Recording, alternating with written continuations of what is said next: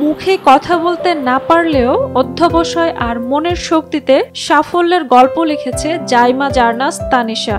জয় করেছে শারীরিক প্রতিবন্ধকতাকে। এবারের এসএসসি পরীক্ষায় কারিগরি শিক্ষা বোর্ডের অধীনে বিজ্ঞান বিভাগ থেকে জিপিএ 5 পেয়ে তাক লাগিয়ে দিয়েছে সে। তানিশা বাক ও শ্রবণ প্রতিবন্ধী। ঘাটাইল সদর ইউনিয়নের কমনাপাড়া গ্রামের জয়নাল আবেদিনের মেয়ে তানিশা।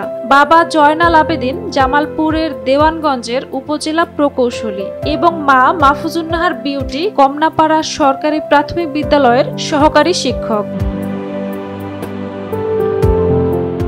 তানিশা টাঙ্গাইলের ঘাটাইল ক্যান্টনমেন্টের প্রতিবন্ধী ও অটিজম শিক্ষার্থীদের প্রতিষ্ঠান প্রয়াসে শিশু শ্রেণী থেকে 8ম শ্রেণী পর্যন্ত পড়াশোনা করেছে।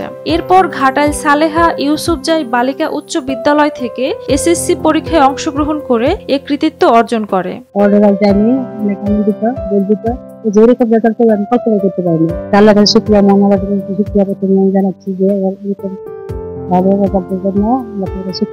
বিদ্যালয়ের শিক্ষকরা তার এমন ফলাফলে খুশি। তারা জানান তানিশা নিয়মিত ক্লাস করত এবং ইশারা ইঙ্গিতের মাধ্যমে তাদের সাথে কথা বলতো, সব পড়া বুঝেও নিত।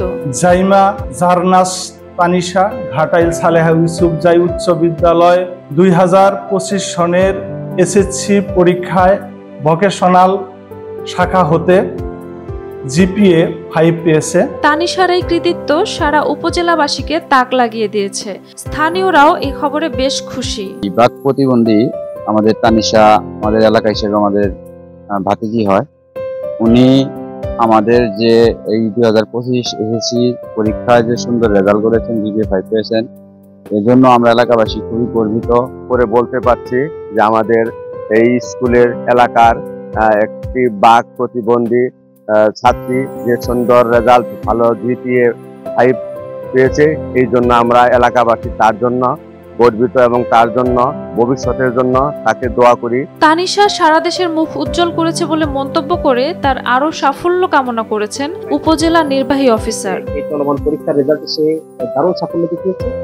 শ্রবণ ও বাক প্রতিবন্ধী হওয়া সত্ত্বেও সকল প্রতিবন্ধকতাকে জয় করে সে ঘাটাইল তথা বাংলাদেশের মুখ উজ্জ্বল করেছে। তানিশার স্বপ্ন একদিন চিকিৎসক হয়ে সমাজে অবদান রাখবে। তার সাফল্যে মুগ্ধ পরিবার, শিক্ষক, সহপাঠী এবং স্থানীয় জনগণ সকলেই চায় তানিশার পথ চলা আরো মসৃণ হোক। ঝুমা মৃধা, বৈশাখী সংবাদ।